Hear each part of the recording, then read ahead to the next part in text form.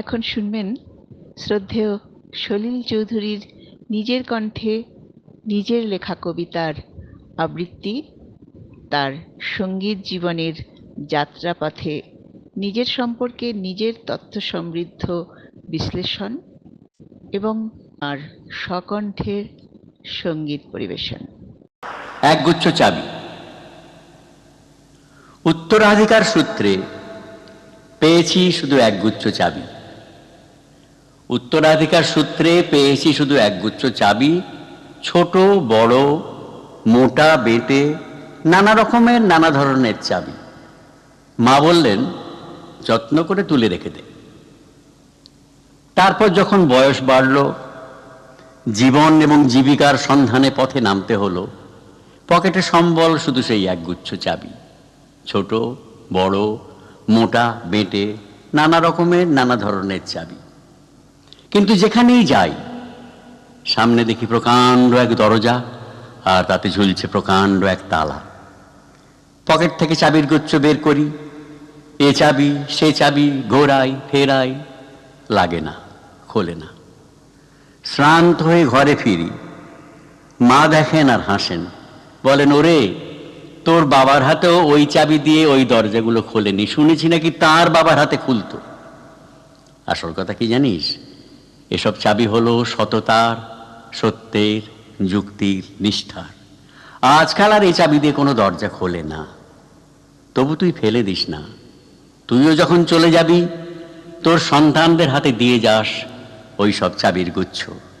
হয়তো হয়তো কেন নিশ্চয়ই তাদের হাতে আবার একদিন ওই সততার, সত্যের, যুক্তির, নিষ্ঠার চাবি দিয়ে জীবনের বন্ধ দরজাগুলো খুলে যাবে, খুলে যাবেই, খুলে যাবেই। আমার নিজের সম্বন্ধে নিজের যা অ্যানালিসিস, সেই হিসেবে আমি আমার নিজের জীবনে এমন কতগুলো সুযোগ সুবিধা পেয়েছি যেগুলো সবাই সহজে পায় না। প্রথমত, আমার জন্ম হয়েছে আসামের চা বাগানে, এবং আসামের চা বাগানগুলো হচ্ছে এক একটি ছোটখাটো ভারতবর্ষ বলতে পারো।